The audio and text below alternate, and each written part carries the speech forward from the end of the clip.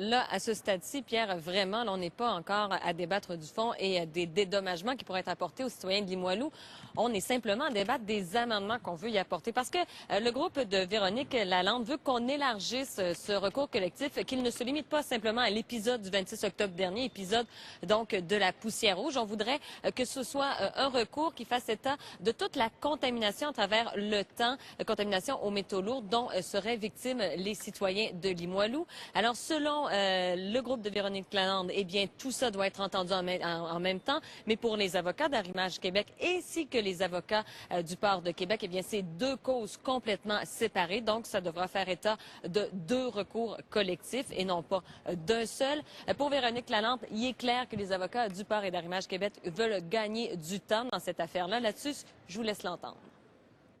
On est vraiment au début de l'amendement de l'autorisation et on sort déjà l'artillerie lourde. Donc, pour nous, oui, le but depuis le départ, on le sent, c'est d'étirer, d'allonger les délais parce qu'évidemment, plus on allonge les délais, plus ça fait l'affaire de l'autre partie et plus ça me désavantage, selon moi. Comme je le disais, tout le monde reçoit un salaire aujourd'hui pour leur journée, sauf moi.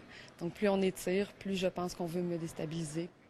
Et Arrimage Québec veut s'en tenir uniquement à un épisode qui s'est produit exactement le 26 octobre 2012. Voilà, cette fameuse poussière rouge, c'est ça qu'on veut régler avec les citoyens.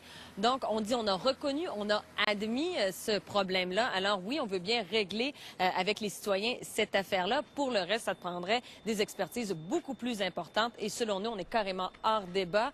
Mais bon, ce n'est pas l'avis, évidemment, de Maître Michel Bélanger qui, lui, défend les requérants. Et si jamais le juge devait trancher en faveur d'Arrimage Québec, il dit tout simplement, on présentera un autre recours collectif. Là-dessus, je vous laisse l'entendre.